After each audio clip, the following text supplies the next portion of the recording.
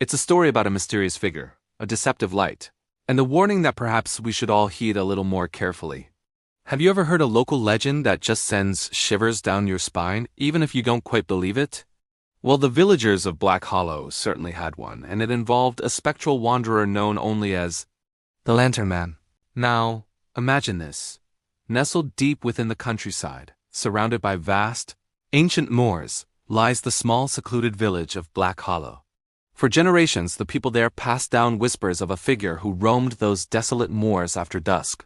He carried a lantern, they said, a peculiar one that glowed with an eerie, sickly green light. The legend was clear, almost an unspoken law. If you ever followed that light, if you ever let your curiosity get the better of you, you would simply never come back. Most folks, especially the younger generation, treated it like any other fireside tale. A spooky story meant to keep children from straying too far into the twilight. A fun fright to share on long winter nights. But beneath the playful shivers, there was always a tiny flicker of unease, a thread of ancient fear that still held a strange power. Enter Thomas, a young, strapping farmhand.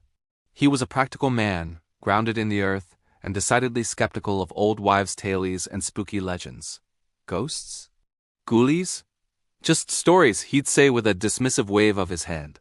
He believed in hard work, a good harvest, and the undeniable truth of the sunrise. One particular autumn evening, the air crisp and carrying the scent of damp earth, Thomas was making his way home much later than usual. The sun had long dipped below the horizon, painting the sky in fading hues of purple and deep blue before giving way to the velvet blackness of a moonless night. The path was familiar, but the darkness seemed deeper tonight, pressing in from all sides.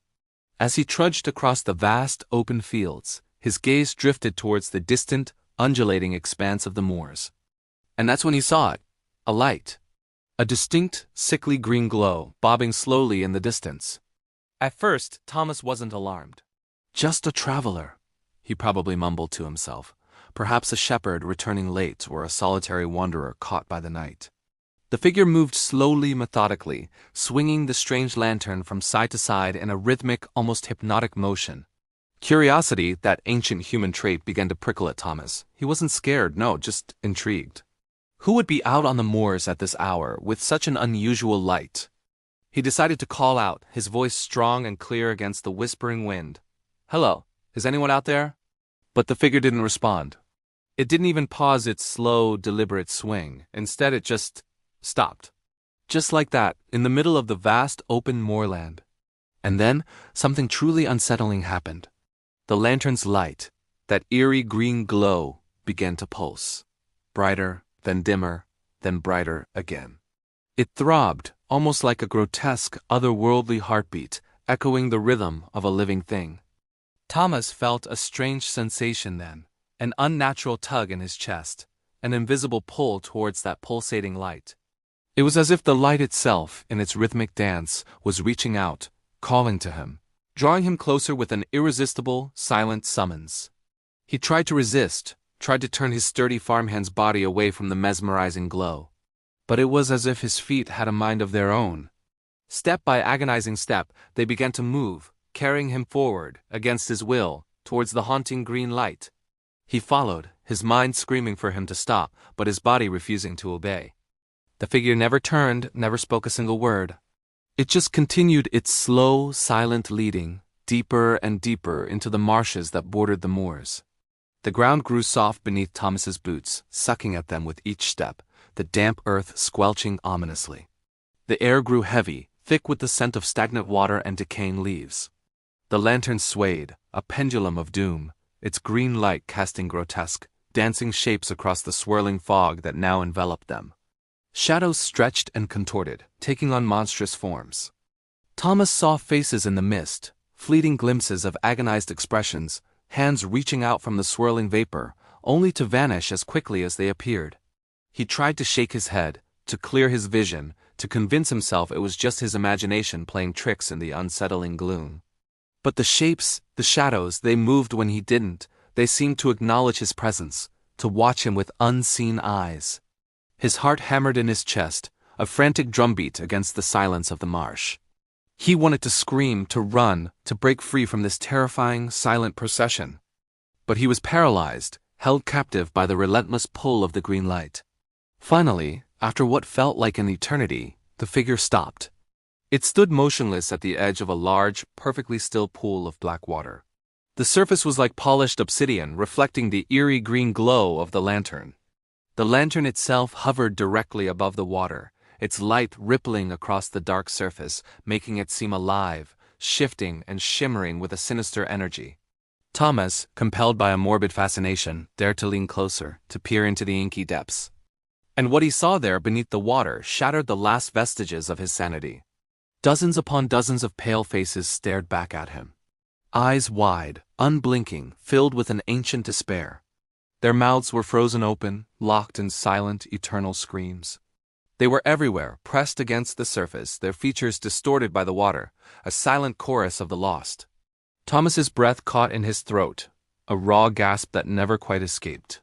He stumbled back, a primal urge to flee surging through him, but it was too late.